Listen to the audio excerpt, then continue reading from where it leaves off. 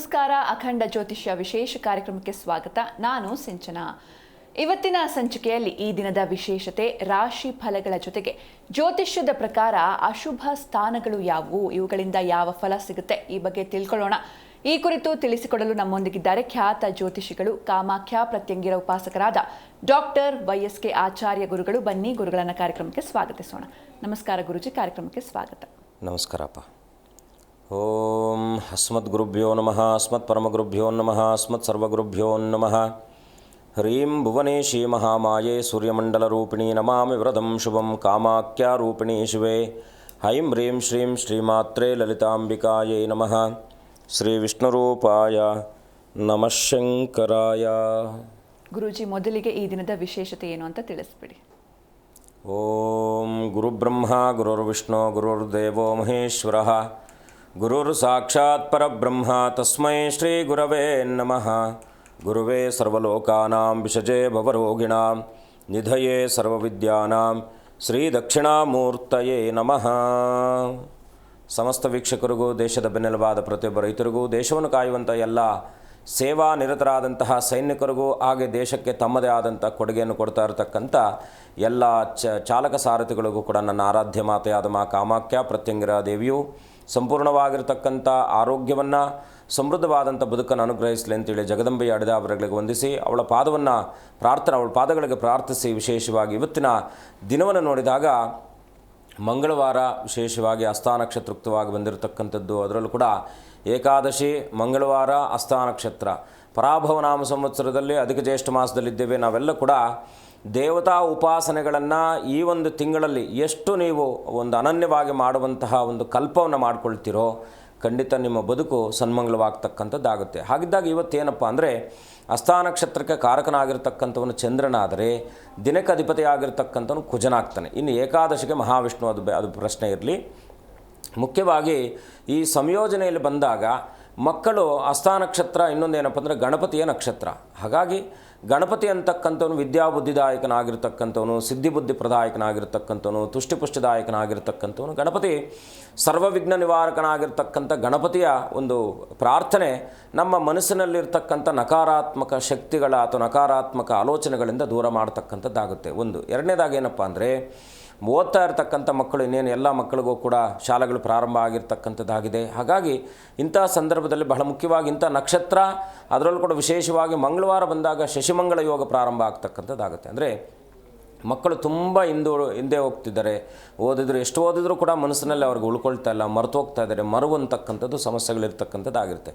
ಅಂಥವ್ರು ಏನು ಮಾಡ್ಬೋದಪ್ಪ ಅಂದರೆ, ಈ ಹಸ್ತ ನಕ್ಷತ್ರ ದಿವಸ ಅವರ ಮನೆಯಲ್ಲಿ ಒಂದು ಎಗಿದ್ರು ಪುಸ್ತಕ ಇದ್ದೇ ಇರತಕ್ಕಂಥದ್ದಾಗಿರುತ್ತೆ. ಒಂದು ರೂಲ್ ಪುಸ್ತಕನೋ ಅಥವಾ ವೈಟ್ ಪುಸ್ತಕನೋ ಇಟ್ಕೊಂಡು ಪ್ರತಿನಿತ್ಯವೂ ಕೂಡ ಗಣಪತಿಯ ಪ್ರಾರ್ಥನೆ ಮಾಡಿ 21 ಬಾರಿ ಈ ಮಂತ್ರನ ಅವ್ರ ಕೈಯಲ್ಲಿ ಬರೆಸಿ. ಪ್ರತಿನಿತ್ಯವೂ ಕೂಡ ಸ್ನಾನ ಮಾಡಿ ನೀವು ಸ್ಕೂಲ್ಗೆ ಹೋಗೋದಕ್ಕಿಂತ ಮುಂಚೆ 2 ನಿಮಿಷ ಅವರನ್ನು ಕೂರಿಸಿ ಒಂದು ಜಾಗದಲ್ಲಿ ಕೂರಿಸಿ ಇದನ್ನು ಬರೆದ್ಬಿಟ್ಟು ಹೋಗಪ್ಪ ಅಂತೇಳಿ. ಏನು ಮಂತ್ರ ಅಂದರೆ ಬರೆದಿಟ್ಕೊಳ್ಳಿ, ಓಂ ಶಾರದಾ ಗಣೇಶಾಯ ನಮಃ. ಇಷ್ಟೇ, ಓಂ ಶಾರದಾ ಗಣೇಶಾಯ ನಮಃ. ಈ ಮಂತ್ರನ ಪ್ರತಿನಿತ್ಯವೂ ಕೂಡ 21 ಬಾರಿ ನೀವು ಸ್ಮರಣೆ ಮಾಡಿ ಬರೆಸೋದ್ರಿಂದ ನಿಮ್ಮ ಮಕ್ಕಳ ಒಂದು ಬುದ್ಧಿವಂತಿಕೆ ಮತ್ತು ಅವರು ಇರತಕ್ಕಂಥದ್ದು ಏನು ಮರವು ಅಂತಕ್ಕಂಥ ಕಾಯಿಲೆ ಖಂಡಿತ ದೂರ ಆಗುತ್ತೆ. ಅನುಭವದ ಮಾತು. ಎರಡನೇದಾಗಿ ಏನಪ್ಪ ಅಂದರೆ, ಪ್ರತಿ ಸಂಕಷ್ಟದ ದಿವಸ, ಸಂಕಷ್ಟದ ಚತುರ್ಥಿ ಅಂತ, ಚೌತಿ ಅಂತ ಬರುತ್ತೆ. ಆ ದಿನದಲ್ಲಿ ವಿಶೇಷವಾಗಿ ಮಕ್ಕಳನ್ನು ಒಂದು ಗಣಪತಿಯ ಸನ್ನಿಧಾನಕ್ಕೆ ಕರ್ಕೊಂಡೋಗಿ ದೂರ್ವಾರ್ಚನೆ ಮಾಡ್ತಕ್ಕಂಥ ಒಂದು ಪದ್ಧತಿಯನ್ನು ರೂಢಿಯಲ್ಲಿ ಇಟ್ಕೊಳ್ಳಿ. ಖಂಡಿತ ಒಳ್ಳೆಯದಾಗುತ್ತೆ. ಶುಭವಾಗಲಿ. ಖಂಡಿತ ಗುರುಜಿ. ಈಗ ದ್ವಾದಶ ರಾಶಿಗಳ ಫಲವನ್ನು ತಿಳ್ಕೊಳ್ಳೋಣ. ಮೊದಲಿಗೆ ಮೇಷರಾಶಿಯ ಈ ದಿನದ ಫಲ ಹೇಗಿದೆ ಗುರುಜಿ? ಮಾಡೋಣಪ್ಪ. ವಿಷ್ಣವೇ ನಮಃ, ವಿಷ್ಣವೇ ನಮಃ. ಓಂ ನಮಃ ಸೂರ್ಯಾಯ ಚಂದ್ರಾಯ ಮಂಗಳಾಯ ಬುಧಾಯ ಚ ಗುರು ಶುಕ್ರ ಶನಿಭ್ಯಶ್ಚ ರಾಹವೇ ಕೇತವೇ ನಮಃ. ದುರ್ಗೆ ಸ್ಮೃತ ಹರಸಿ ಭೀತಿಮಶೇಷ ಜಂತೋ ಸ್ವಸ್ಥೈ ಸ್ಮೃತ ಮತಿಮತೀವ ಶುಭಾಂ ದದಾಸಿ. ದಾರಿದ್ರ್ಯ ದುಃಖ ಭಯಹಾರಣೀಕತ್ವದನ್ಯಾಂ ಸರ್ವೋಪಕಾರಕರಣಾಯ ಸದಾರ್ಧ ಚಿತ್ತ. ಇವತ್ತು ವಿಶೇಷವಾಗಿ ಮಂಗಳವಾರ. ನಿಮ್ಮ ಎಲ್ಲ ಕಷ್ಟ ನಷ್ಟಾದಿಗಳು ಕೂಡ ದೂರ ಆಗಬೇಕು, ದುಃಖ ಶೋಕಾದಿಗಳು ಪರಿಹಾರ ಆಗಬೇಕಂದ್ರೆ ಮೊದಲನೇದಾಗಿ ದುರ್ಗಾಯೇ ನಮಃ ಅಂತೇಳಿ ಮಂತ್ರೋಚ್ಚಾರವನ್ನು ಮಾಡಿ. ಖಂಡಿತ ಮನೆಯಲ್ಲಿ ಅಡುಗೆ ಮಾಡ್ತಾ ಇರತಕ್ಕಂಥ ಹೆಣ್ಮಕ್ಳಾಗಿರ್ಬೋದು, ಅಥವಾ ಸ್ನಾನ ಮಾಡ್ತಾ ಇರತಕ್ಕಂಥ ಪುರುಷರಾಗಿರ್ಬೋದು, ಓದ್ತಾ ಇರತಕ್ಕಂಥ ವಿದ್ಯಾರ್ಥಿಗಳಾಗಿರ್ಬೋದು, ಯಾರೇ ಆಗಿದ್ದರೂ ಕೂಡ ಓಂ ಧುಮ್ ದುರ್ಗಾಯೈ ನಮಃ ಅಂತೇಳಿ ಆ ದುರ್ಗತಿ ನಾಶನವನ್ನು ಮಾಡ್ತಕ್ಕಂಥ ಶಕ್ತಿ ಆ ತ್ರಿಗುಣಾತ್ಮಕ ಶಕ್ತಿ ಸ್ವರೂಪಳಾಗಿರ್ತಕ್ಕಂಥ ಅಮ್ಮನವ್ರಿಗಿದೆ. ಹಾಗಾಗಿ ಸದಾ ಮನಸ್ಸಿನಲ್ಲಿ ಎಲ್ಲ ದುರ್ಘಟನೆಗಳು ಕೂಡ ದೂರ ಆಗ್ತಕ್ಕಂಥದ್ದು, ಅಪಘಾತಗಳಿಂದ ನಿವೃತ್ತಿ ಆಗ್ತಕ್ಕಂಥದ್ದು, ಹೀಗೆ ಸಮಸ್ತ ವಿಧವಾದ ಕೆಡುಕು ಅಂತಕ್ಕಂಥದ್ದು ಹತ್ರನೇ ಬರದೇ ಇರುವ ಹಾಗೆ ಪ್ರೊಟೆಕ್ಟ್ ಮಾಡ್ತಕ್ಕಂಥದ್ದು ದುಮ್ ದುರ್ಗಾಯೈ ನಮಃ ಅಂತೇಳಿ ದುರ್ಗೆಯನ್ನು ಪ್ರಾರ್ಥನೆ ಮಾಡಿ ಶುಭವಾಗುತ್ತೆ. ಮುಂದಿನ ಇವತ್ತಿನ ರಾಶಿಫಲವನ್ನು ನೋಡಿದಾಗ ಮೇಷರಾಶಿಯ ಫಲವನ್ನು ನೋಡಿದಾಗ ಸ್ವಲ್ಪ ಸಕಾರಾತ್ಮಕ ಚಿಂತೆಗಳನ್ನು ಸ್ವಲ್ಪ ಹೆಚ್ಚಿಸಿಕೊಳ್ಳಿ. ಇವತ್ತಿನ ದಿವಸ ವೃತ್ತಿರಂಗದಲ್ಲೂ ಉತ್ತಮದಾಯಕವಾಗಿರ್ತಕ್ಕಂಥ ಆಲೋಚನೆಗಳಿರಲಿ. ಸ್ವಲ್ಪ ಕುಟುಂಬದೊಟ್ಟಿಗೆ ಎಲ್ಲಾದರೂ ಕೂಡ ಪ್ರಯಾಣಿಸುವಂತಹ ಸುಯೋಗ ಇರತಕ್ಕಂಥದ್ದು. ಇವತ್ತಿನ ದಿವಸ ವಿಶೇಷವಾಗಿ ಸಂಪಾದನೆಯಲ್ಲೂ ಕೂಡ ವೃದ್ಧಿ ಆಗ್ತಕ್ಕಂಥದ್ದಾಗಿರುತ್ತೆ. ಹೊಸದಾಗಿರ್ತಕ್ಕಂಥ ಮಿತ್ರರ ಒಂದು ಪರಿಚಯವಾಗ್ತಕ್ಕಂಥದ್ದು. ಒಟ್ಟಾರೆಯಾಗಿ ಮೇಷರಾಶಿಯವರಿಗೆ ಇವತ್ತಿನ ದಿವಸ ಶುಭಪ್ರದವಾಗಿರ್ತಕ್ಕಂಥದ್ದಾಗಿರುತ್ತೆ. ಇನ್ನೊಂದು ಆನಂದವನ್ನು ಕಾಣಬೇಕಾದ್ರೆ ವಿಶೇಷವಾಗಿ ಗಣಪತಿಯ ದರ್ಶನ ಮಾಡಿ, ಗಣಪತಿಯ ಪ್ರಾರ್ಥನೆ ಮಾಡಿ, ಖಂಡಿತ ಶುಭವಾಗುತ್ತೆ. ಮುಂದಿನ ರಾಶಿ ವೃಷಭ ರಾಶಿ. ಪಾಲುದಾರಿಕ ವ್ಯವಹಾರಗಳಲ್ಲಿ ಲಾಭ ಆಗ್ತಕ್ಕಂಥದ್ದಾಗಿರುತ್ತೆ. ಸ್ವಲ್ಪ ಹಣಕಾಸಿನ ವಿಚಾರದಲ್ಲಿ ಎಚ್ಚರ ವಹಿಸಿ, ವಿಶೇಷವಾಗಿ ಸ್ನೇಹಿತರ ಸಹಕಾರ ಸಿಗ್ತಕ್ಕಂಥದ್ದಾಗಿರುತ್ತೆ. ಇವತ್ತಿನ ದಿವಸ ಹೊಸ ಅವಕಾಶಗಳು ವೃತ್ತಿರಂಗದಲ್ಲಿ ನಿಮ್ಮನ್ನು ಆರಿಸಿ ಬರ್ತಕ್ಕಂಥದ್ದಾಗಿರುತ್ತೆ. ಅದನ್ನು ಸದುಪಯೋಗ ಪಡಿಸ್ಕೊಳ್ಳಿ. ವೃಷಭ ರಾಶಿಯವರು ಇವತ್ತಿನ ದಿವಸ ವಿಶೇಷವಾಗಿ ಸುಬ್ರಹ್ಮಣ್ಯನ ಪ್ರಾರ್ಥನೆ, ಶರವಣ ಭವಾಯ ನಮಃ ಅಂತೇಳಿ ಸುಬ್ರಹ್ಮಣ್ಯನ ಅನನ್ಯವಾದ ಧ್ಯಾನ ಇನ್ನಷ್ಟು ಮಂಗಳವಾಗುತ್ತೆ. ಮುಂದಿನ ರಾಶಿ ಮಿಥುನ ರಾಶಿ. ಧಾರ್ಮಿಕ ಕ್ಷೇತ್ರಗಳಿಗೆ ತೆರಳುವಂತಹ ಸುಯೋಗ. ಇವತ್ತಿನ ದಿವಸ ಹೂಡಿಕೆಗಳಲ್ಲೂ ಕೂಡ ಲಾಭ ಆಗ್ತಕ್ಕಂಥದ್ದಾಗಿರುತ್ತೆ. ವೃತ್ತಿಯಲ್ಲಿ ಬಡ್ತಿ ಸಿಗ್ತಕ್ಕಂಥದ್ದು. ಹೊಸ ವಿಚಾರಗಳು ನಿಮ್ಮನ್ನು ಇವತ್ತಿನ ದಿವಸ ನಿಮ್ಮ ಸಮೀಪಕ್ಕೆ ಬಂದು ಅದರೊಟ್ಟಿಗೆ ನಿಮ್ಮ ಬದುಕನ್ನು ಬದುಕಬೇಕಾಗಿರ್ತಕ್ಕಂಥದ್ದಾಗಿರುತ್ತೆ. ಇವತ್ತಿನ ದಿವಸ ಸೋದರರ ಸಹಕಾರ ಸಿಗ್ತಕ್ಕಂಥದ್ದು ಮಿಥುನ ರಾಶಿಯವರಿಗೆ ವಿಶೇಷವಾಗಿ ಇವತ್ತಿನ ದಿವಸ ನಿಮ್ಮ ಎಲ್ಲ ಮನಸ್ತಾಪಗಳಿಂದ ನಿವೃತ್ತಿಯಾಗಿ ಶುಭವನ್ನು ಕಾಣಬೇಕಾದರೆ ಗಣಪತಿಯ ದರ್ಶನ, ಗಣಪತಿಯ ಪ್ರಾರ್ಥನೆ, ಗಂ ಗಣಪತಿಯೇ ನಮಃ ಅಂತೇಳಿ ಗಣಪತಿಯ ಮಂತ್ರೋಚ್ಚಾರ ಮಂಗಳವಾಗುತ್ತೆ. ಮುಂದಿನ ರಾಶಿ ಕಟಕ ರಾಶಿ. ಅನಿರೀಕ್ಷಿತವಾಗಿರ್ತಕ್ಕಂಥ ಪ್ರಯಾಣ ಇರತಕ್ಕಂಥದ್ದಾಗಿರುತ್ತೆ. ಕ್ರೀಡಾಸಕ್ತರಿಗೆ ಲಾಭವಾಗ್ತಕ್ಕಂಥದ್ದು. ಆಸ್ತಿ ವಿಚಾರಾದಿಗಳಲ್ಲೂ ಕೂಡ ಲಾಭ ಆಗುತ್ತೆ. ಸ್ವಲ್ಪ ವಿವಾದಾತ್ಮಕವಾದಂಥ ವಿಚಾರಗಳೇನಾದರೂ ಕೂಡ ನಿಮ್ಮನ್ನು ಒಂದು ಚೂರು ಮಾನಸಿಕವಾಗಿ ಒತ್ತಡಕ್ಕೆ ದೂಡಬಹುದಾಗಿರ್ತಕ್ಕಂಥದ್ದು. ಸ್ವಲ್ಪ ಮಾತಿನ ಮೇಲೆ ಹಿಡಿತ ಇಟ್ಕೊಳ್ಳಿ. ಕಟಕ ರಾಶಿಯವರು ಇವತ್ತಿನ ದಿವಸ ಇನ್ನಷ್ಟು ಶುಭವನ್ನು ಕಾಣಬೇಕಾದ್ರೆ ವಿಶೇಷವಾಗಿ ನಂಜುಂಡೇಶ್ವರ ದುರ್ಗೆಯ ಪ್ರಾರ್ಥನೆ ಮಂಗಳಮಯವಾಗ್ತಕ್ಕಂಥದ್ದಾಗುತ್ತೆ. ಖಂಡಿತ ಗುರುಜಿ, ಬಗ್ಗೆ ಮಾತಾಡ್ತಾ ಹೋಗೋಣ. ಒಬ್ರು ಕಾಲರ್ ಇದ್ದಾರೆ, ಶಾರದಾ ಅಂತ. ನಮಸ್ತೆ. ನಮಸ್ತೆ. ಎಲ್ಲಿಂದ ಕಾಲ್ ಮಾಡ್ತಿದ್ದೀರಾ? ನಾವು ಬಿಜಾಪುರದಿಂದ. ಯಾರ ಬಗ್ಗೆ ಕೇಳಬೇಕಿತ್ತು? ನಮ್ಮ ಬಗ್ಗೆ ಅಂಗಡಿ ಬಗ್ಗೆ ಕೇಳಬೇಕಾಗಿತ್ತು. 1ರಿಂದ 30 ಒಂದು ಸಂಖ್ಯೆ ಹೇಳಿಮಾ. 25. 25. ಓಕೆ, ಗುರೂಜಿ ಇದ್ದಾರೆ, ಮಾತನಾಡಿ. ನಮಸ್ಕಾರ ತಾಯಿ, ಹೇಗಿದ್ದೀರಾ? ಚೆನ್ನಾಗಿದ್ದೀವಿ ಗುರುಜಿ, ಹೇಗಿದ್ದೀರಾ? ಅಮ್ಮ ಚೆನ್ನಾಗಿದ್ದೀನಿ ತಾಯಿ. ಏನು ನಿಮ್ಮ ಪ್ರಶ್ನೆ? ತಾಯಿ ಒಳ್ಳೇದು ಮಾಡಲಿ. ಏನು ನಿಮ್ಮ ಪ್ರಶ್ನೆ? ನಮ್ಮ ಪ್ರಶ್ನೆ, ಅಂಗಡಿ ಈಗ ಬಟ್ಟೆ ಅಂಗಡಿ ಮಾಡಬೇಕು, ಕಿರಾಣಿ ಅಂಗಡಿ ಮಾಡಬೇಕು ಅಂತ. ಬಟ್ಟೆ ಅಂಗಡಿ ಮಾಡಿ. ನಮ್ದು ಅಂಗಡಿ ಇದೆ ರೀ, ಈಗ ಬಾಡಿಗೆ ಕೊಟ್ಟಿದ್ದೆವು. ಈಗ ಮತ್ತೆ ಹೊಸ ನಾವೇ ಮಾಡ್ಬೇಕಂತ ಮಾಡಿದ್ವಿ. ಬಟ್ಟೆ ಅಂಗಡಿ ಮಾಡಿದ್ರು ಸುಮಾರು, ಕಿರಾಣಿ ಅಂಗಡಿ ಮಾಡಿದ್ರು. ಬಟ್ಟೆ ಅಂಗಡಿ ಮಾಡಿ, ಒಳ್ಳೇದಾಗುತ್ತೆ. ಬಟ್ಟೆ ಅಂಗಡಿ ಮಾಡಿ, ಒಳ್ಳೇದಾಗಲಿ. ಓಕೆ, ಧನ್ಯವಾದ ಕರೆ ಮಾಡಿದ್ದಕ್ಕೆ. ಇನ್ನೊಬ್ರು ಕಾಲರ್ ಇದ್ದಾರೆ ಗುರುಜಿ, ಅನಸೂಯ ಅಂತ. ನಮಸ್ತೆ. ಎಲ್ಲಿಂದ ಕಾಲ್ ಮಾಡ್ತಿದ್ದೀರಾ? ಚಿಕ್ಕನಕಳ್ಳಿ ತಾಲೂಕು ಮೇಲ್ನಳ್ಳಿಯಿಂದ. ಯಾರ ಬಗ್ಗೆ ಕೇಳಬೇಕಿತ್ತು? ನಮ್ಮ ಮಗಳ ಬಗ್ಗೆ. 1ರಿಂದ 30 ಒಂದು ಸಂಖ್ಯೆ ಹೇಳಿಮಾ. 18. 18. ಓಕೆ, ಗುರೂಜಿ ಇದ್ದಾರೆ, ಮಾತನಾಡಿ. ನಮಸ್ಕಾರ ತಾಯಿ, ಹೇಗಿದ್ದೀರಾ? ನಮಸ್ಕಾರ, ಚೆನ್ನಾಗಿದ್ದೀವಿ. ಅಮ್ಮ, ಏನು ಪ್ರಶ್ನೆ ನಿಮ್ಮದು? ತಾಯಿ ಒಳ್ಳೇದು ಮಾಡಲಿ. ಒಂದು ಗೌರ್ಮೆಂಟ್ ಅಪಾಯಿಂಟ್ ಸಿಕ್ಕುತ್ತಾ ಏನು ಅಂತ ಕೇಳೋಣ ಅಂತ ಮಾಡಿ. ಖಂಡಿತ ಸಿಗುತ್ತೆ. ಧೈರ್ಯವಾಗಿ ಮುನ್ನುಗ್ಗಿ ಆಗುತ್ತೆ ಕೆಲಸ. ಚಿಂತೆನೇ ಪಡಬೇಡಿ, ಒಳ್ಳೇದಾಗುತ್ತೆ. ಒಳ್ಳೇದಾಗಲಿ. ಓಕೆ, ಧನ್ಯವಾದ ಕರೆ ಮಾಡಿದ್ದಕ್ಕೆ ಗುರೂಜಿ. ಇನ್ನು ಇವತ್ತಿನ ವಿಚಾರದ ಬಗ್ಗೆ ನಾವು ಮಾತಾಡ್ತಾ ಹೋಗೋದಾದರೆ, ಮೊದಲಿಗೆ ಈ ಜ್ಯೋತಿಷ್ಯದ ಪ್ರಕಾರ ಅಶುಭ ಸ್ಥಾನಗಳು ಯಾವುದು ಅಂತ ಒಂದು ರೀತಿಯಾಗಿ ನಾವು ಜ್ಯೋತಿಷ್ಯದಲ್ಲಿ ಆಲೋಚನೆ ಮಾಡಿದ್ರೆ ಎಲ್ಲ ಸ್ಥಾನಗಳು ಅಶುಭ ಸ್ಥಾನಗಳೇ, ಎಲ್ಲ ಸ್ಥಾನಗಳು ಶುಭ ಸ್ಥಾನಗಳೇ. ಅದರಲ್ಲಿ ಸ್ಪೆಸಿಫಿಕೇಶನ್ ಮಾಡಿದಾಗ ಏನಾಗುತ್ತೆ, 3, 6, 8, 12ನೇ ಸ್ಥಾನಗಳನ್ನು ದುಸ್ಥಾನಗಳು ಅಂತ ಕರಿತೀವಿ. ಬಹಳ ಮುಖ್ಯವಾಗಿ 3ಅನ್ನು ಹೊರತುಪಡಿಸಿ ಅಪೋಕ್ಲಿಮಗಳು ಅಂತ ನಾವು ಕರಿತೀವಿ, ಉಪಚಯ ಸ್ಥಾನಗಳು ಅಂತ ಕರಿತೀವಿ. ಈ 6 ಮತ್ತು 8, 12ನೇ ಸ್ಥಾನಗಳಿದ್ದಾವಲ್ವ, ಇದು ಮನುಷ್ಯನ ಬದುಕಿಗೆ ಅತಿ ಪ್ರಮುಖವಾಗಿ ಪಾತ್ರವನ್ನು ವಹಿಸುವಂಥ ರಾಶಿಗಳು. ಯಾಕೆಂದರೆ ಮನುಷ್ಯನಿಗೆ ಸದೃಢತೆ ಬರಬೇಕಾದ್ರೆ, ಗಟ್ಟಿತನ ಬರಬೇಕಾದ್ರೆ, ಏನಾದರೂ ಮಾಡಲಿಕ್ಕೆ ಆಗಬೇಕಾದ್ರೆ ಅವನಿಗೆ ಶಕ್ತಿ ಇರಬೇಕು. ಕರೆಕ್ಟ್ ಅಲ್ವಾ? ನಾವಿಲ್ಲಿ ಕೂತ್ಕೊಂಡು ಮಾತನಾಡ್ತಾ ಇದ್ದೀವಿ ಅಂದರೆ ನಮಗೆ ಹ್ಯೂಮಿನಿಟಿ ಪವರ್ ಅಂತಕ್ಕಂಥದ್ದು ಇದ್ದಾಗ ಮಾತ್ರ ನಾವು ಅದು ಮಾಡಲಿಕ್ಕೆ. ಹಾಗಾಗಿ ಈ 3ನೇ 6ನೇ ರಾಶಿ ಲಗ್ನದಿಂದ 8ನೇ ರಾಶಿ 12ನೇ ರಾಶಿಗಳು ಬಹಳ ಮುಖ್ಯವಾಗಿ ಪ್ರಮುಖವಾಗಿ ಪಾತ್ರವನ್ನು ವಹಿಸುತ್ತೆ. ಈ 6ನೇ ರಾಶಿ ರೋಗ ಋಣ, ಸಾಲಕ್ಕೆ ಸಂಬಂಧಪಟ್ಟಿರತಕ್ಕಂಥದ್ದು, ರೋಗಗಳನ್ನು, ಶತ್ರುಗಳನ್ನು ಅಲ್ಲಿಂದ ನಾವು ಗುರುತಿಸ್ಬೋದು. ಇವರು ಹೇಗಿರ್ತಾರೆ ಸಮಾಜದಲ್ಲಿ ಅಂದರೆ ನಾವು ಹೇಳ್ತಾ ಇರತಕ್ಕಂಥದ್ದು ಬಾಹ್ಯ ಪ್ರಪಂಚದ ಶತ್ರುಗಳಲ್ಲ, ಅಂತರ್ಮುಖವಾಗಿ ಇವರು ಹೇಗಿರ್ತಾರೆ ಅಂತಕ್ಕಂಥದ್ದು 6ನೇ ಭಾವದಿಂದ ತಿಳ್ಕೊಳ್ಬೋದು.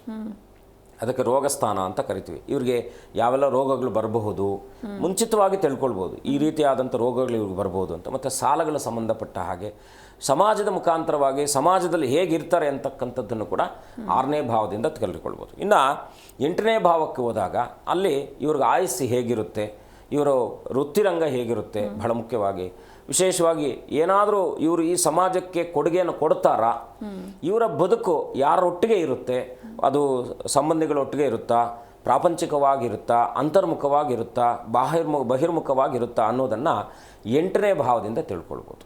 ಅದಾದ ನಂತರದಲ್ಲಿ 12ನೇ ಭಾವ, ಇದು ಮೋಕ್ಷ ಭಾವ ಅಂತ ಹೇಳಿ ಕರಿತೀವಿ. ವ್ಯಯಸ್ಥಾನ ಅಂತ, ರಿಪು ವ್ಯಯಸ್ಥಾನಾದಿಗಳು ಅಂದರೆ ಶಯನಸ್ಥಾನ, ಅಯನ ಶಯನ ಭೋಗಸ್ಥಾನಗಳು ಅಂತ ನಾವು ಕರಿತೀವಿ. ಈ ಶಯನಸ್ಥಾನ ಅಂತಕ್ಕಂಥದ್ದು ಅವನು ಖರ್ಚು ಹೇಗೆ ಮಾಡ್ತಾನೆ, ಅವನಿಗೆ ಜೀವನದ ಕೊನೆಯ ದಿನಗಳು ಹೇಗಿರುತ್ತೆ, ಅವನು ಸಂಪಾದನೆ ಏನನ್ನು ಮಾಡ್ತಾನೆ ಅಂದರೆ ಅಸ್ಥಿರೇ ಜೀವಿತೇ ಲೋಕೆ ಅಸ್ಥಿರೇ ಧನ ಯೌವನಂ ಅಸ್ಥಿರೇ ಪುತ್ರಧರಾಶ್ಚೈವ ಧರ್ಮಕೀರ್ತಿದ್ವಯಂ ಸ್ಥಿರಂ ಅಂತೇಳಿ ಹೇಳುತ್ತೆ ಶಾಸ್ತ್ರ. ಏನು ಅಸ್ಥಿರವಾದದ್ದನ್ನು ನಾವು ಸ್ಥಿರವಾಗಿ ಇಲ್ಲಿ ಬಿಟ್ಟು ಹೋಗ್ತೀವೋ ಅದು ಮನುಷ್ಯನಿಗೆ ಕೊಡಬಹುದಾಗಿರ್ತಕ್ಕಂಥ ಅತ್ಯುನ್ನತವಾದಂಥ ಗೌರವ. ಈಗ ನಮ್ಮ ಸಾಧಕರಿಗೆಲ್ಲ ಕೂಡ ಪದ್ಮಭೂಷಣ, ಪದ್ಮವಿಭೂಷಣ ಅಂತಕ್ಕೆಲ್ಲ ಪ್ರಶಸ್ತಿಗಳನ್ನು ನಾವು ಕೊಟ್ಟು ಅವರನ್ನು ಸತ್ಕರಿಸ್ತೀವಿ. ಹಾಗೆ ಬದುಕಿನಲ್ಲೂ ಕೂಡ ಇವನು ಹೇಗೆ ಸತ್ಕೀರ್ತಿವಂತನಾಗಿರ್ತಾನೆ, ಹೇಗೆ ಪ್ರಪಂಚದ ಜೊತೆಗೆ ಇವನು ಎಲ್ಲವನ್ನು ಕೂಡ ಸರಿತೂಗಿಸ್ಕೊಂಡು ಬೆಳ್ಕೊಂಡು ಹೋಗ್ತಾನೆ ಅನ್ನೋದನ್ನು 12ನೇ ಭಾವದಿಂದ ತಿಳ್ಕೊಳ್ಬೋದು. ಈ ದುಸ್ಥಾನಾಧಿಪತಿಗಳು ಬಹಳ ಮುಖ್ಯವಾಗಿ ನಾವು ತಿಳ್ಕೊಳ್ಬೇಕಾಗಿರ್ತಕ್ಕಂಥದ್ದು, ಅವರ ಬದುಕು ಹೇಗಿರುತ್ತೆ.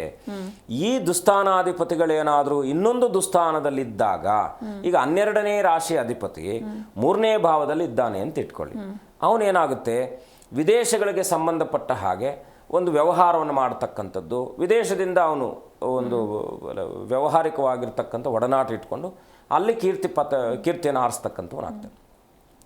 ಈ ದುಸ್ಥಾನಾಧಿಪತಿಗಳು ಮುಖ್ಯವಾಗಿ ಏನಪ್ಪ ಅಂದರೆ, ಯಾವೆಲ್ಲ ನಾವು ಸಹಜವಾಗಿ ಅಶುಭ ಗ್ರಹಗಳಂತ ಯಾರನ್ನು ಕರಿತೀವಿ ಅಂದರೆ ಸೂರ್ಯನನ್ನು ಕೂಡ ಅಶುಭ ಗ್ರಹ ಅಂತಲೇ ಕರಿತೀವಿ. ಸರ್ವ ಪ್ರತ್ಯಕ್ಷ ದೈವನಾಗಿರ್ತಕ್ಕಂಥ ಸೂರ್ಯನನ್ನು ಕೂಡ ಅಶುಭ ಗ್ರಹ ಅಂತ ಕರಿತೀವಿ.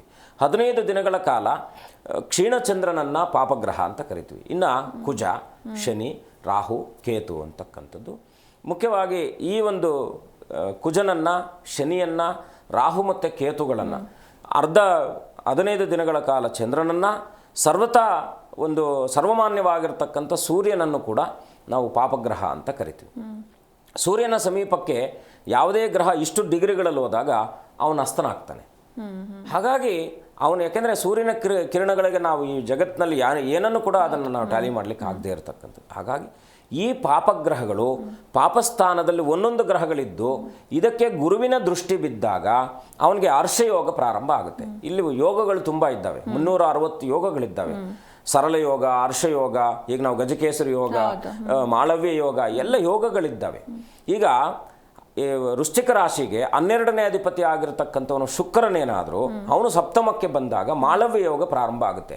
ಕೆಲವರು ಜಾತಕಗಳೆಲ್ಲ ನಾವು ನೋಡ್ತೀವಿ, ಹೆಣ್ಣು ಬಂದ ನಂತರದಲ್ಲಿ, ಅವನ ಹೆಂಡತಿ ಬಂದ ನಂತರದಲ್ಲಿ ಅವನು ವೃದ್ಧಿ ಆಗ್ತಾನೆ.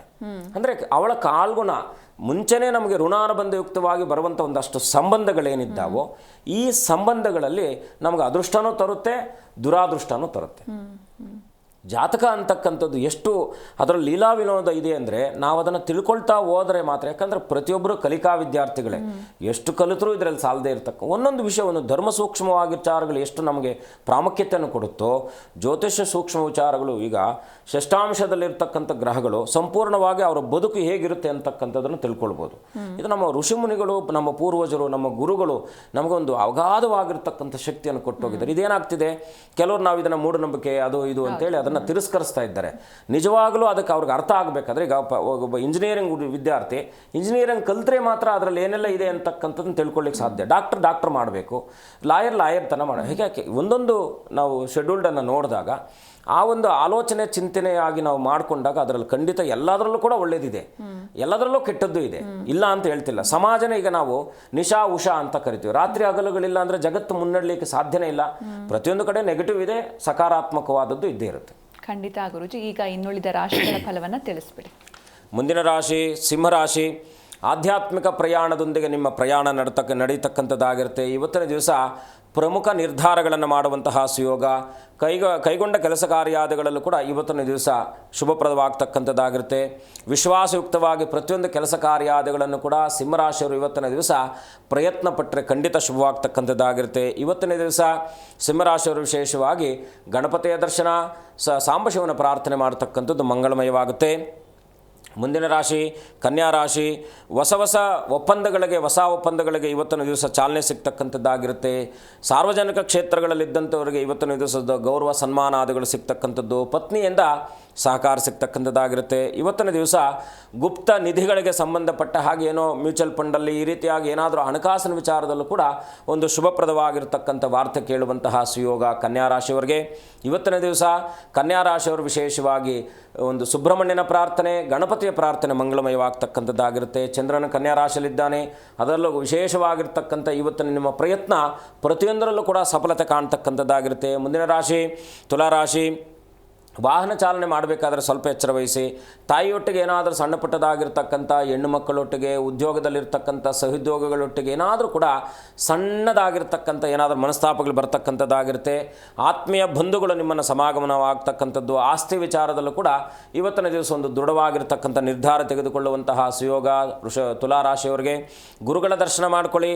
ಸುಬ್ರಹ್ಮಣ್ಯನ ಪ್ರಾರ್ಥನೆ, ಭೂ ವ್ಯವಹಾರಾದಿಗಳಿಗೂ ಕೂಡ ಶುಭವಾಗ್ತಕ್ಕಂಥದ್ದಾಗಿರುತ್ತೆ. ಮುಂದಿನ ರಾಶಿ ವೃಶ್ಚಿಕ ರಾಶಿ. ಉದ್ಯೋಗದಲ್ಲಿ ಸ್ವಲ್ಪ ಸವಾಲುಗಳು ನಿಮಗೆ ಇವತ್ತಿನ ದಿವಸ ಬಂದು ಒದಗಬಹುದಾಗಿರ್ತಕ್ಕಂಥದ್ದು. ಸ್ವಲ್ಪ ಆತ್ಮಸ್ಥೈರ್ಯತೆಯಿಂದ ಮುನ್ನಡೆಯುವಂತಹ ಒಂದು ಕೆಲಸ ಮಾಡಿಕೊಳ್ಳಿ. ತಾಳ್ಮೆ ಅಂತಕ್ಕಂಥದ್ದು ನಿಮಗೆ ಅತ್ಯಂತ ಪ್ರಮುಖವಾಗಿರ್ತಕ್ಕಂಥ ಒಂದು ಅಸ್ತ್ರವಾಗಿರಬೇಕು. ಮತ್ತು ಇವತ್ತಿನ ದಿವಸ ವಿಶೇಷವಾಗಿ ನಿಮ್ಮ ಪೂರ್ವ ನಿಯೋಜಿತ ಕಾರ್ಯಾದಿಗಳಲ್ಲೂ ಕೂಡ ಸಫಲತೆ ಕಾಣ್ತಕ್ಕಂಥದ್ದಾಗಿರುತ್ತೆ. ಉನ್ನತ ಅಧಿಕಾರಿಗಳಿಗೆ ಇವತ್ತಿನ ದಿವಸ ಸರ್ಕಾರದಲ್ಲಿರ್ತಕ್ಕಂಥ ಉನ್ನತ ಅಧಿಕಾರಿಗಳಿಗೆ ಸ್ವಲ್ಪ ಒತ್ತಡ ಇರತಕ್ಕಂಥದ್ದಾಗಿರುತ್ತೆ. ವೃಶ್ಚಿಕ ರಾಶಿಯವರು ಇವತ್ತಿನ ದಿವಸ ಸುಬ್ರಹ್ಮಣ್ಯನ ಪ್ರಾರ್ಥನೆ, ಶರವಣ ಭವಾಯ ನಮಃ ಅಂತಕ್ಕಂಥ ಮಂತ್ರೋಚ್ಚಾರದಿಂದ ಇನ್ನಷ್ಟು ಸನ್ಮಂಗಳವಾಗ್ತಕ್ಕಂಥದ್ದಾಗುತ್ತೆ. ಖಂಡಿತ ಗುರುಜಿ. ಒಬ್ರು ಕಾಲರ್ ಇದ್ದಾರೆ, ಶಿಲ್ಪ ಅಂತ, ಮಾತಾಡ್ಸೋಣ. ನಮಸ್ತೆ. ನಮಸ್ಕಾರ ಮೇಡಮ್.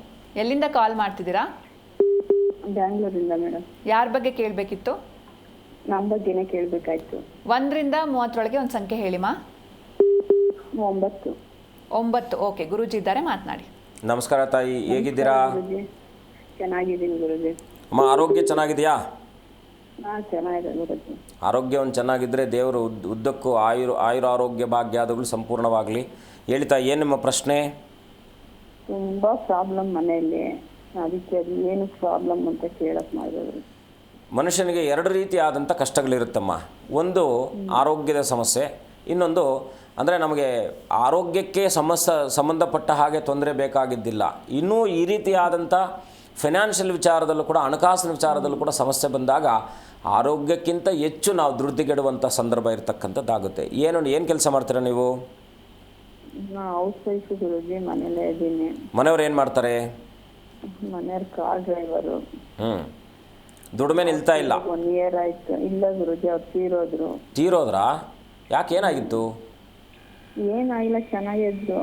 ನಮ್ಮ ಮಕ್ಕಳು ಸ್ಕೂಲ್ ಬಿಟ್ಟು ಬರುವಾಗ 2 wheeler ಸೈಡ್ಗೂ ಹಾಕಿದ್ದಾರೆ. ಇದು ತಲೆ ಚಕ್ಕರ್ ಆಗಿದೆ ಅನ್ಸುತ್ತೆ. ಬಿದ್ದಿದ್ದಾರೆ ಅಷ್ಟೇ. ಬಿದ್ದಿದ ತಕ್ಷಣ ಹಂಗೆ ಪ್ರಾಣ ಹೋಗಿ. ಅಯ್ಯಯ್ಯೋ, ಎಷ್ಟು ಜನ ಮಕ್ಕಳು? 2 ಗುರುಜಿ. ಏನು ಗಂಡು ಮಕ್ಕಳ ಹೆಣ್ಮಕ್ಳ ತಾಯಿ? 1 ಹೆಣ್ಣು 1 ಗಂಡು. ಎಷ್ಟು ವಯಸ್ಸು ಈಗ? 10 ವರ್ಷ 8 ವರ್ಷ. ಅಯ್ಯಯ್ಯೋ, ಇದು ಏನೋ ಸ್ವಲ್ಪ ಜಾತಕದಲ್ಲೇ ದೋಷ ಅಂತಕ್ಕಂಥದ್ದು ಸ್ವಲ್ಪ ಅಂದರೆ ನಿಮ್ಮದು ಹೆಣ್ಣು ದೇವರು ಯಾರು? ನಮ್ದು ಬಂದ್ಬಿಟ್ಟು ಕೆಂಪಮ್ಮ ದೇವರು. ಕೆಂಪಮ್ಮ? ಅಲ್ಲೇ ಏನೋ ಸಮಸ್ಯೆ ಅಂದರೆ ನಿಮ್ಮ ಪೂರ್ವಜರೆಲ್ಲ ಕೆಂಪಮ್ಮ ದೇವಿನ ಆರಾಧನೆ ಮಾಡ್ತಿದ್ರ? ಏನೋ ಅಮ್ಮನವರನ್ನ? ಕೆಂಪಮ್ಮ ದೇವ್ರೆ, ಕೆಂಪಮ್ಮ ಪಾಲ್ಕೆರಮ್ಮ ಅಂತ ಇದೆ. ಪಾಲ್ಕೆರಮ್ಮ, ಹೌದು. ಇದ್ರ ಹತ್ರ, ನಮ್ಮ ಕುಣಿಗಲ್ ಹತ್ರ. ಹೌದು. ಪಾಲ್ಕೆರಮ್ಮ ಅಲ್ವಾ? ತಾಯಿ, ನೀವೊಂದು ಕೆಲಸ ಮಾಡಿ. ಏನು ಮಾಡ್ತೀರಿ ನೀವು ಕೆಲಸ ಈಗ? ಅದೇ ನಾನಿವಾಗ ಕೆಲ್ಸಕ್ಕೆ ಹೋಗ್ಬೇಕು. ಇಷ್ಟು ದಿನ ನಮ್ಮಮ್ಮ ನೋಡ್ಕೊಂತಿದ್ರು, ಅವರು ತೀರೋದ್ರು. ಈಗ 1 ತಿಂಗಳಾಯ್ತು. ಇನ್ಮೇಲೆ ತುಂಬಾ ಪ್ರಾಬ್ಲಮ್ ಇದೆ. ಅದಕ್ಕೆ ಏನ್ ಮಾಡ್ಬೇಕು? ಮನೆ ಸ್ವಂತ ಮನೆನಾ? ಸ್ವಂತ ಮನೆ ಕಟ್ಸ್ಕೊಂಡ್ ಬಂದು 1 ವರ್ಷ ಆಯ್ತು ಅಷ್ಟೇ. ಅಷ್ಟೊತ್ತು ನಮ್ಮ ಅಪ್ಪ ತೀರೋದ್ರು. ನಿಮ್ಮ ಮನೆ ನೀವು ಕಟ್ಸ್ಕೊಂಡು ಬಂದಿರೋ ಮನೆ ಸ್ವಂತ ಮನೆನಾ? ಸ್ವಂತ ಮನೆ ಗುರುಜಿ. ಒಂದು ಕೆಲಸ ಮಾಡಿ ತಾಯಿ, ನೀವು ನಮ್ಮನ್ನು ನೇರವಾಗಿ ಸಂಪರ್ಕಿಸಿ, ನಾನು ನಿಮ್ಗೆ ಹೇಳ್ತೀನಮ್ಮ. ಸ್ವಲ್ಪ ಕಾಂಪ್ಲಿಕೇಟೆಡ್ ಇದೆ, ನಾನು ನಿಮ್ಗೆ ಆಮೇಲೆ ಮಾತನಾಡ್ತೀನಿ. ತಾಯಿ ಒಳ್ಳೇದು ಮಾಡಲಿ. ಓಕೆ, ಧನ್ಯವಾದ ಕರೆ ಮಾಡಿದ್ದಕ್ಕೆ ಗುರೂಜಿ. ಈಗ ಇನ್ನುಳಿದ ರಾಶಿಗಳ ಫಲವನ್ನು ತಿಳಿಸ್ಬಿಡಿ. ಮುಂದಿನ ರಾಶಿ ಧನುರಾಶಿ. ಧನುರಾಶಿಯಲ್ಲಿ ಇವತ್ತಿನ ದಿವಸ ಸರ್ಕಾರದಲ್ಲಿರ್ತಕ್ಕಂಥ ಉನ್ನತ ಮಟ್ಟದಲ್ಲಿರ್ತಕ್ಕಂಥ ಅಧಿಕಾರಿಗಳಿಗೆ ಸ್ವಲ್ಪ ಒತ್ತಡ ಇರತಕ್ಕಂಥದ್ದಾಗಿರುತ್ತೆ.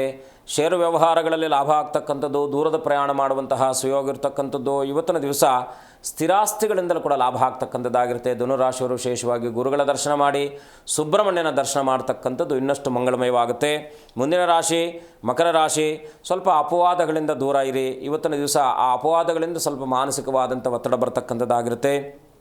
ಇವತ್ತಿನ ದಿವಸ ಉನ್ನತವಾಗಿರ್ತಕ್ಕಂಥ ಗಣ್ಯ ವ್ಯಕ್ತಿಗಳನ್ನು ನೀವು ಸಂಧಿಸುವಂತಹ ಒಂದು ಸುಯೋಗ ಇರ್ತಕ್ಕಂಥದ್ದು. ಏನಾದರೂ ಖರೀದಿಸಬೇಕು ಅಂದ್ಕೊಂಡಿರ್ತಕ್ಕಂಥವ್ರಿಗೂ ಕೂಡ ಇವತ್ತಿನ ದಿವಸ ಚಾಲನೆಯಲ್ಲಿ ಸಿಗ್ತಕ್ಕಂಥದ್ದಾಗಿರುತ್ತೆ. ರೈಲ್ವೆ ಅಧಿಕಾರಿಗಳಿಗೆ ಲಾಭ ಆಗ್ತಕ್ಕಂಥದ್ದು. ಇವತ್ತಿನ ದಿವಸ ಮಕರ ರಾಶಿಯವರು ಇನ್ನಷ್ಟು ಮಂಗಳವನ್ನು ಕಾಣಬೇಕಾದರೆ ತಾಯಿ ದುರ್ಗೆ ಚಾಮುಂಡೇಶ್ವರಿಯ ದರ್ಶನ ಮಾಡಿ ಸನ್ಮಂಗಳವಾಗ್ತಕ್ಕಂಥದ್ದಾಗುತ್ತೆ. ಮುಂದಿನ ರಾಶಿ ಕುಂಭರಾಶಿ. ವೃತ್ತಿಯಲ್ಲಿ ಉನ್ನತ ಸ್ಥಾನಮಾನಾದಿಗಳು ಸಿಗ್ತಕ್ಕಂಥದ್ದಾಗಿರುತ್ತೆ. ಆಪ್ತ ಸ್ನೇಹಿತರ ಸಮಾಗಮನ ಆಗ್ತಕ್ಕಂಥದ್ದು. ಆದಾಯದಲ್ಲೂ ಕೂಡ ವೃದ್ಧಿ ಆಗ್ತಕ್ಕಂಥದ್ದಾಗಿರುತ್ತೆ. ಪ್ರಯಾಣದಲ್ಲೂ ಕೂಡ ಸುಖವಾಗಿರ್ತಕ್ಕಂಥದ್ದು. ಇವತ್ತಿನ ದಿವಸ ಹೊಸ ವಿಚಾರಾದಿಗಳನ್ನು ನೀವು ಕೇಳುವಂತಹ ಒಂದು ಸುಯೋಗ ಇರತಕ್ಕಂಥದ್ದಾಗಿರುತ್ತೆ. ಹೊಸದಾಗಿರ್ತಕ್ಕಂಥ ಸ್ನೇಹಿತರ ಪರಿಚಯವಾಗ್ತಕ್ಕಂಥದ್ದು, ಅವರಿಂದ ಏನಾದರೂ ಅನುಕೂಲ ಆಗ್ತಕ್ಕಂಥದ್ದಾಗಿರುತ್ತೆ. ಕುಂಭರಾಶಿಯವರು ಇವತ್ತಿನ ದಿವಸ ಇನ್ನಷ್ಟು ಮಂಗಳವನ್ನು ಕಾಣಬೇಕಾದರೆ ರಾಜರಾಜೇಶ್ವರಿಯ ದರ್ಶನ, ರಾಜರಾಜೇಶ್ವರಿಯ ಪ್ರಾರ್ಥನೆ ಮಂಗಳವಾಗ್ತಕ್ಕಂಥದ್ದಾಗುತ್ತೆ. ಮುಂದಿನ ರಾಶಿ ಮೀನರಾಶಿ. ಆತ್ಮೀಯರಿಂದ ಸಹಕಾರ ಸಿಗ್ತಕ್ಕಂಥದ್ದು. ವೈವಾಹಿಕ ಜೀವನದಲ್ಲಿ ಶುಭಪ್ರದವಾಗಿರ್ತಕ್ಕಂಥದ್ದಾಗಿರುತ್ತೆ. ತಾಯಿಯ ಸಹಕಾರ ಸಿಗ್ತಕ್ಕಂಥದ್ದು. ಸಿನಿ ರಂಗದಲ್ಲಿದ್ದಂಥವ್ರಿಗೂ ಕೂಡ ಸನ್ಮಂಗಳವಾಗ್ತಕ್ಕಂಥದ್ದಾಗಿರುತ್ತೆ. ಇವತ್ತಿನ ದಿವಸ ಯಾವುದೋ ಕೆಲಸ ನಿಮಿತ್ತವಾಗಿರ್ತಕ್ಕಂಥ ಕಾರ್ಯದಲ್ಲಿ ಇವತ್ತಿನ ದಿವಸ ಸಫಲತೆಯನ್ನು ಕಾಣ್ತಕ್ಕಂಥ ಸುಯೋಗ ಇರತಕ್ಕಂಥದ್ದು ಮೀನರಾಶಿಯವರಿಗೆ. ಮೀನರಾಶಿಯವರು ಇವತ್ತಿನ ದಿವಸ ಇನ್ನಷ್ಟು ಮಂಗಳವನ್ನು ಕಾಣಬೇಕಾದರೆ ವಿಶೇಷವಾಗಿ ಕುಲದೇವರ ಪ್ರಾರ್ಥನೆ ಮಾಡಿಕೊಳ್ಳಿ. ಜೊತೆಗೆ ಅಮ್ಮನವರ ಸನ್ನಿಧಾನದಲ್ಲಿ ಯಾವುದಾದ್ರೂ ಶಕ್ತಿ ದೇವತೆಯ ಸನ್ನಿಧಾನದಲ್ಲಿ ಅನನ್ಯವಾಗಿ 21 ಪ್ರದಕ್ಷಿಣೆ ಮಾಡಿ ನಿಮ್ಮ ಮನಸ್ಸಿನಲ್ಲಿರ್ತಕ್ಕಂಥ ಕೋರಿಕೆಗಳನ್ನು ಅಮ್ಮನವರಲ್ಲಿ ಸಲ್ಲಿಸಿ ಖಂಡಿತ ಶುಭವಾಗ್ತಕ್ಕಂಥದ್ದಾಗುತ್ತೆ. ಖಂಡಿತ ಗುರುಜಿ. ಒಬ್ರು ಕಾಲರ್ ಇದ್ದಾರೆ, ಮಾತಾಡ್ಸೋಣ. ನಮಸ್ತೆ. ನಮಸ್ತೆ, ನಿಮ್ಮ ಹೆಸರು? ಟಿವಿ ನೋಡ್ಕೊಂಡು ಮಾತಾಡಬೇಡಿ, ಕಾಲ್ ಕಟ್ ಆಗುತ್ತೆ. ಓಕೆ, ಇನ್ನೊಬ್ರು ಕಾಲರ್ ಇದ್ದಾರೆ ಗುರುಜಿ. ನಮಸ್ತೆ. ನಮಸ್ತೆ. ನಿಮ್ಮ ಹೆಸರು? ಚಿಕ್ಕಶೆಟ್ಟಿ ಅಂತ. ಎಲ್ಲಿಂದ ಕಾಲ್ ಮಾಡ್ತಿದ್ದೀರಾ? ಇಲ್ಲಿ ಹುಣಸೂರಿನಿಂದ. ಯಾರ ಬಗ್ಗೆ ಕೇಳಬೇಕಿತ್ತು? ನಮ್ಮ ಬಗ್ಗೆ ಕೇಳಬೇಕಾಗಿತ್ತು. 1 ರಿಂದ 30 ಒಂದು ಸಂಖ್ಯೆ ಹೇಳಿ ಸರ್. 12. 12. ಓಕೆ, ಗುರೂಜಿ ಇದ್ದಾರೆ, ಮಾತನಾಡಿ. ನಮಸ್ಕಾರ, ಹೇಗಿದ್ದೀರಾ? ನಮ್ಮ ಬಗ್ಗೆ ಕೇಳಬೇಕಿತ್ತು. ಏನು ನಿಮ್ಮ ಪ್ರಶ್ನೆ ಇದೆ ರಾಯ್ರೆ? 12. ನಿಮ್ಮ ಪ್ರಶ್ನೆ ಏನು ಹೇಳಿ. ಎಲ್ಲ ತೊಂದರೆ ಮನೆಯಲ್ಲಿ, ಅದಕ್ಕೆ ಸ್ವಲ್ಪ ಸಾಂದರ್ಭಿಕ ತೊಂದರೆ ಅಂತಕ್ಕಂಥದ್ದು ತೋರಿಸ್ತಾ ಇದೆ. ಏನು ಕೆಲಸ ಮಾಡ್ತೀರಾ ನೀವು? ನಾವು ವ್ಯವಸಾಯ ಮಾಡೋದು ಸ್ವಾಮಿ. ಏನು ಮಾಡ್ತೀರಾ? ಮನೇಲಿ ತೊಂದರೆ. ಕರೆಕ್ಟು. ನೀವೇನು ಉದ್ಯೋಗ ಏನು ಮಾಡ್ತೀರಾ? ವ್ಯವಸಾಯ. ವ್ಯವಸಾಯ. ಏನಾದರೂ ಜಮೀನಿಗೆ ಸಂಬಂಧಪಟ್ಟಿರ್ತಕ್ಕಂಥ ಕೇಸುಗಳಿದ್ದಾವಾ? ಹೌದು. ಅದೇ ಅಲ್ಲಿಂದ ಸಮಸ್ಯೆ, ಸ್ವಲ್ಪ ಅಲ್ಲಿಂದ ಸಮಸ್ಯೆ ಆಗಿದೆ ಅಂತಕ್ಕಂಥದ್ದು ತೋರಿಸ್ತಾ ಇದೆ. ನೀವು ಯಾವುದಾದ್ರೂ ಈಗ ಒಂದು ಶಕ್ತಿ ಪ್ರಧಾನವಾಗಿರ್ತಕ್ಕ ಮನೆ ದೇವರು ಯಾರು? ಹೌದು. ಮನೆ ದೇವರು ಯಾರು? ಹೌದು ಸ್ವಾಮಿ. ಟಿವಿ ನೋಡ್ಕೊಂಡು ಮಾತಾಡಬೇಡಿ ಸರ್. ಮನೆ ದೇವರು ಯಾರು? ಹೌದು. ಮಲ್ಲಯ್ಯ ಗಿರಿಜಮ್ಮ. ನೀವೊಂದು ಕೆಲಸ ಮಾಡಿ. ಮಲ್ಲಯ್ಯ ಗಿರಿಜಮ್ಮ. ಒಂದು ಕೆಲಸ ಮಾಡಿ, ಯಾವುದಾದ್ರೂ ಶಕ್ತಿ ಪ್ರಧಾನವಾಗಿರ್ತಕ್ಕಂಥ ಸನ್ನಿಧಾನಗಳಿಗೆ ಒಂದು 2-3 ಅಮಾವಾಸ್ಯೆಗಳಿಗೆ. ಏನಂದ್ರಿ? ಮಲ್ಲೇಶ್ವರ ಗಿರಿಜಮ್ಮ. ಕರೆಕ್ಟು. ಅಮ್ಮನವ್ರು ಯಾವ್ದಾದ್ರು ಶಕ್ತಿ ದೇವತೆ ಸನ್ನಿಧಾನ ಇದೆ ಎಲ್ಲಾದ್ರೂ ನಿಮ್ಗೆ ಸಮೀಪದಲ್ಲಿ?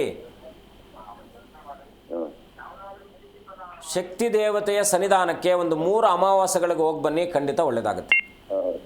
ಓಕೆ, ಧನ್ಯವಾದ ಕರೆ ಮಾಡಿದ್ದಕ್ಕೆ. ಗುರುಜಿ, ಇನ್ನು ನಮ್ಮ ಈ ಜಾತಕದ ವಿಮರ್ಶೆ ಮಾಡಿಸೋದು ಎಷ್ಟು ಮುಖ್ಯ ಅಂತ ನೋಡಿ. 8ನೇ ಅಧಿಪತಿ 12ರಲ್ಲಿದ್ದಾಗ ಅವ್ರೇನು ಮಾಡ್ತಾರೆ ಅಂದರೆ, ಈಗ 8ನೇ ಅಧಿಪತಿ 8ನೇ ಮನೆಯಲ್ಲಿದ್ದಾಗಲೂ ಕೂಡ ಬಲಯುತನಾಗ್ತಾನೆ.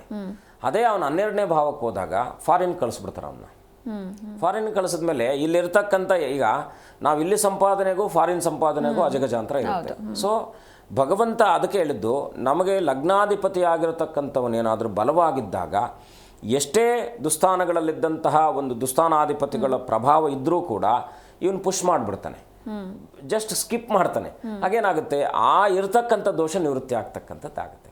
ಹಾಗೆ ನಾವು ಕೇಂದ್ರ ಕೋಣಗಳು ಅಂತ ಕರಿತೀವಿ. ಕೇಂದ್ರಗಳನ್ನು 1, 4, 7, 10ನೇ ಭಾವಗಳು, ಮತ್ತು ಮುಖ್ಯವಾಗಿ 5 ಮತ್ತು 9ನೇಗಳನ್ನು ಕೇಂದ್ರ ಕೋಣಗಳು ಅಂತ ಕರಿತೀವಿ. ಈ ಕೇಂದ್ರ ಕೋಣಗಳಲ್ಲಿ ಲಗ್ನಾಧಿಪತಿ ಏನಾದರೂ ನಾವು ಹುಟ್ಟಿರ್ತಕ್ಕಂಥದ್ದು ಲಗ್ನಾಧಿಪತಿ, ಫಾರ್ ಎಕ್ಸಾಂಪಲ್ ಏನಪ್ಪ ಅಂದರೆ, ಈಗ ಸಿಂಹ ಇದು ಏನು ಮಿಥುನ ಲಗ್ನಕ್ಕೆ ನಾವು ತಗೊಂಡಾಗ, ಮಿಥುನ ಲಗ್ನಾಧಿಪತಿ ಏನಾದರೂ ಯಾರೋ ಬುಧನು 4ನೇ ಭಾವದಲ್ಲಿ ಮಿತ್ರನ ಮನೆಯಲ್ಲಿ ಇದ್ದಾಗ ಅವನೇನಾಗುತ್ತೆ, ಅಥವಾ 4ನೇ ಭಾವ ಅವನದೇ ಭಾವ ಆಗುತ್ತೆ, ಇನ್ನಷ್ಟು ವ್ಯಾಪಾರ ಅಭಿವೃದ್ಧಿ ಮಾಡ್ತಕ್ಕಂಥವ್ರು ಆಗ್ತಾನೆ. ವ್ಯಾಪಾರದಲ್ಲಿ ಅವರು ಸಣ್ಣದಾಗಿ ಪ್ರಾರಂಭ ಮಾಡ್ತಾರೆ ವ್ಯಾಪಾರ. ಅವನು ಆ ವ್ಯಾಪಾರದಲ್ಲಿ ಇವತ್ತೆಲ್ಲ ನಾವು ಈಗ ಈ ಅಮೆಝಾನು ಇವರೆಲ್ಲ ನಾವು ನೋಡಿದಾಗ ಇವರೆಲ್ಲ ಇನ್ವೆಸ್ಟ್ಮೆಂಟ್ ಇಲ್ಲ, ಇವರೆಲ್ಲ ಮಧ್ಯವರ್ತಿಗಳು. ಅಂದರೆ ಜಸ್ಟ್ ಅವ್ರಿಗೇನು ಸ್ಕಿಲ್ ಒಂದನ್ನು ಯೂಸ್ ಮಾಡ್ಕೊಂಡಿದ್ದಾರೆ. ಹಾಗೆ ಈ ಸ್ಕಿಲ್ಲಿಂದ ಅವರು ಮೇಲೆ ಬರಬೇಕಾದ್ರೆ ಬುಧನು ಅತ್ಯಂತ ಪ್ರಮುಖವಾಗಿ ಪಾತ್ರವನ್ನು ವಹಿಸ್ತಾನೆ. ಹಾಗೆ ಜಾತಕದಲ್ಲಿ ಕೇಂದ್ರಗಳಲ್ಲಿ ಲಗ್ನಾಧಿಪತಿ ಉಚ್ಚನಾಗಿದ್ದು, ಸ್ವಕ್ಷೇತ್ರದಲ್ಲಿದ್ದು, ಮಿತ್ರಕ್ಷೇತ್ರದಲ್ಲಿದ್ದು, ಮೃತ ವ್ಯವಸ್ಥೆಯಲ್ಲಿ ಇಲ್ಲದೇ ಇದ್ದು, ಅವನು ಯೌವನ ವ್ಯವಸ್ಥೆಯಲ್ಲಿದ್ದು, ಇದೆಲ್ಲ ಕೂಡ ಏನಂದರೆ ಒಂದು ಜಾತಕ ಅಂದರೆ ಒಂದು ಸಣ್ಣದಾಗಿರ್ತಕ್ಕಂಥದ್ದಲ್ಲ, ಸರಿಸುಮಾರಾಗಿ ಎಲ್ಲನೂ ನಾವು ಆಲೋಚನೆ ಮಾಡಬೇಕಾಗುತ್ತೆ. ಅವರು ಬಂದ ತಕ್ಷಣ ಅವರು ನಮಗೆ ಡೇಟು ಸಮಯ ಅಷ್ಟೇ ಕೊಡ್ತಾರೆ ಅಲ್ವಾ, ಹುಟ್ಟಿದ ಸ್ಥಳ ಹುಟ್ಟಿದ ಸಮಯ ಅಷ್ಟು ಮಾತ್ರ ಕೊಡ್ತಾರೆ. ಅದು ಇಲ್ಲ ಅಂದರೆ ಬಂದಂಥ ಸಮಯನ ನಿರ್ಧಾರ ಮಾಡ್ತೀವಿ. ಈ ನಿರ್ಧಾರದ ಮೇಲೆ ಇಡೀ ಅವರ ಭೂತ ಭವಿಷ್ಯತ್ ವರ್ತಮಾನ 3 ಕೂಡ ಹೇಳ್ಬೋದು. ಯಾಕಂದರೆ ಅದಕ್ಕೆ ಸ್ವಲ್ಪ ಏನೋ ಅಂದರೆ ಅಧ್ಯಯನದ ಒಂದು ಇದಿರುತ್ತೆ. ಮತ್ತು ಇದೇನು ನಾವು ಏನೋ ಇದನ್ನು ಮಾಡ್ಕೊಂಡು ಬರ್ತೀವಿ ಅಂತಲ್ಲ, ಇದು ಕಾಮನ್ ಆಗಿ ನಾವು ಆಲೋಚನೆ ಮಾಡಬೇಕಾಗಿರ್ತಕ್ಕಂಥದ್ದು. ಯಾರಿಗೆ ಅಧ್ಯಯನದಲ್ಲಿ ಶ್ರದ್ಧೆ ಇರುತ್ತೋ ಅವರು ಏನನ್ನು ಬೇಕಾದರೂ ಸಾಧನೆ ಮಾಡ್ತಾರೆ. ಎಂಥ ಕಷ್ಟದಲ್ಲಿದ್ರೆ, ಈಗ ತುಂಬ ಕಡು ಬಡಸ್ತನದಲ್ಲಿದ್ದಂಥವ್ರು ಕೂಡ IAS ಆಫೀಸರ್ಗಳಾಗಿರ್ತಕ್ಕಂಥದ್ದು ನಾವು. ಯಾಕಂದರೆ ಮೊದಲನೇದಾಗಿ ನಮಗಿರ್ತಕ್ಕಂಥ ದೃಢ ಸಂಕಲ್ಪ, ಈ ವಿದ್ಯೆ ಅಂತಕ್ಕಂಥ. ಆಮೇಲೆ ಯಾವೊಬ್ಬ ಜ್ಯೋತಿಷ್ಯ ಆದರೂ ಕೂಡ ಅವನಿಗೆ ಮುಖ್ಯವಾಗಿ ಒಂದು ಉಪಾಸನ ದೇವತೆಯ ಒಂದು ಅನುಗ್ರಹ ಬೇಕಾಗುತ್ತೆ. ಯಾಕಂದರೆ ಕೆಲವು ಸಂದರ್ಭಗಳಲ್ಲಿ ವಿಧಿಯ ವಿರುದ್ಧ ಹೋಗಬೇಕಾಗುತ್ತೆ. ಅವ್ರಿಗೆ ಇವಾಗ ಜಾತಕದಲ್ಲಿ ಈಗ ಅವ್ರಿಗಿರ್ತಕ್ಕಂಥ ಸಮಸ್ಯೆಗಳನ್ನೆಲ್ಲ ಈ ರೀತಿಯಾಗಿ ಸಣ್ಣದಾದಂಥ ಪರಿಹಾರಗಳನ್ನು ಮಾಡ್ಕೊಳ್ಳಿ ಅಂತ ಹೇಳಿದಾಗ ಅದು ಅಲ್ಲೇ ಉಳ್ಕೊಳ್ಳುತ್ತೆ ಕರ್ಮ. ಸೊ ಆ ಕರ್ಮ ಎಂಟೈರ್ ನಮಗೆ ನೇರವಾಗಿ ನಮಗೆ ಬರುತ್ತೆ. ಆ ಒಂದು ಕಾರಣಕ್ಕೋಸ್ಕರವಾಗಿ ಯಾವೇ ಒಬ್ಬ ಜ್ಯೋತಿಷ್ಯ ಆದರೂ ಕೂಡ, ಜ್ಯೋತಿಷ್ಯ ಹೇಳೋದು ದೊಡ್ಡ ವಿಷಯ ಅಲ್ಲ, ಯಾರು ಬೇಕಾದ್ರೂ ಕಲಿತು ಹೇಳ್ಬೋದು. ಆದರೆ ಅವನಿಗಿರಬೇಕಾದದ್ದು ಶಕ್ತಿ ಏನಪ್ಪ ಅಂದರೆ, ಒಂದು ದೇವತಾ ಉಪಾಸನೆ ಇಟ್ಕೊಂಡಿದ್ದಾಗ ಅವನಿಗೆ ಯಾವುದೇ ಸಮಸ್ಯೆಗಳಿಲ್ಲದೆ ಇದ್ದದ್ದು. ಮತ್ತು ನಾವು ಕೆಲವು ಸಂದರ್ಭಗಳಲ್ಲಿ ಮದುವೆ ವಿಳಂಬ ಆಗ್ತಾ ಇರುತ್ತೆ ಜಾತಕದಲ್ಲಿ ಇರುತ್ತೆ. ಅದನ್ನು ಬೇಗ ಆಗಬೇಕಂದ್ರೆ ನಾವು ಅದಕ್ಕೆ ರೆಮಿಡೀಸ್ ಮಾಡ್ತೀವಿ. ಈಗ ಆ ಗಾಯ ಆದಾಗ ಡಾಕ್ಟರ್ಗಳು ಏನು ಮಾಡ್ತಾರೆ, ಅದಕ್ಕೆ ಔಷಧಿ ಹಾಕ್ತಾರೆ, ಔಷಧಿ ಮಾತ್ರೆಗಳನ್ನು ಕೊಟ್ಟು ಅದನ್ನು ಬೇಗ ಗುಣಮುಖ ಮಾಡುವಂಥ ವ್ಯವಸ್ಥೆನ ಹಾಗೆ ಜಾತಕದಲ್ಲೂ ಕೂಡ ಜ್ಯೋತಿಷ್ಯದಲ್ಲೂ ಕೂಡ ಮನುಷ್ಯನಿಗೆ ಇರಬಹುದಾದಂಥ ಕಷ್ಟ ನಷ್ಟಾದಿಗಳನ್ನು ದೂರ ಮಾಡುವ ಸಲುವಾಗಿ ಇದೊಂದು ಮುಖ್ಯವಾಗಿರ್ತಕ್ಕಂಥ ಒಂದು ಪ್ರಬಲವಾದ ಅಸ್ತ್ರ ಜ್ಯೋತಿಷ್ಯ ಅಷ್ಟೇ. ಬೇರೆ ಇನ್ನೇನು ಇದರಲ್ಲಿ ಏನು ಮೌಢ್ಯತೆಗಳಿಲ್ಲ, ಎಲ್ಲ ಟ್ರಾನ್ಸ್ಪರೆಂಟ್ ಇರುತ್ತೆ, ವಿಜ್ಞಾನಯುಕ್ತವಾಗಿರ್ತಕ್ಕಂಥದ್ದು. ಈಗ ನಕ್ಷತ್ರಗಳನ್ನು ನಾವು ಗಮನಕ್ಕೆ ತೆಗೆದುಕೊಂಡಾಗ ಈಗ ಗ್ರಹಣಾದಿಗಳನ್ನು ಕೂಡ ನಾವು ಜಾತಕದಲ್ಲಿ ಅಂದರೆ ಪಂಚಾಂಗದಲ್ಲಿ ತಿಳಿಸ್ತಕ್ಕಂಥದ್ದು. ತಿಥೇಶ್ಚ ಶ್ರೇಮಾಪ್ನೋತಿ ವಾರಾದ ಆಯುಷ್ಯವರ್ಧನಂ ಅಂತೇಳಿ ಎಲ್ಲ ವಿಧದಲ್ಲೂ ಕೂಡ ಪಂಚಾಂಗದಿಂದ ತಿಳ್ಕೊಳ್ಳುವಂಥ ಒಂದು ವ್ಯವಸ್ಥೆ ಇದೆ. ಆದರೆ ಕಲಿಕೆ ಅಂತಕ್ಕಂಥದ್ದು ಅದನ್ನು ಕಲಿತು ಅದನ್ನು ಸದ್ಬಳಕೆ ಮಾಡ್ಕೊಳ್ತಕ್ಕಂಥದ್ದು ಅವ್ರ ಮೇಲೆ ಅವಲಂಬಿತವಾಗಿರ್ತಕ್ಕಂಥದ್ದು ಆಗುತ್ತೆ. ಖಂಡಿತ ಗುರುಜಿ, ಇನ್ನು ಇಷ್ಟು ಹೊತ್ತು ಸಾಕಷ್ಟು ವಿಷಯಗಳನ್ನ ತಿಳಿಸ್ಕೊಟ್ರಿ, ಧನ್ಯವಾದಗಳು. ಶುಭಂ ಭೂಯಾತ್, ಲೋಕ ಸಮಸ್ತ ಸುಖಿನೋ ಭವಂತು. ನೋಡಿದ್ರಲ್ವಾ ವೀಕ್ಷಕರೇ, ಇವತ್ತಿನ ಸಂಚಿಕೆಯಲ್ಲಿ ಬಹಳಷ್ಟು ಮಾಹಿತಿಯನ್ನ ತಿಳ್ಕೊಂಡ್ವಿ. ಮತ್ತೆ ಮುಂದಿನ ಸಂಚಿಕೆಯಲ್ಲಿ ಭೇಟಿಯಾಗೋಣ. ನೋಡ್ತಾ ಇರಿ ಜೀ ಕನ್ನಡ ನ್ಯೂಸ್, ಸತ್ಯವೇ ಸುದ್ದಿಯ ಜೀವಾಳ.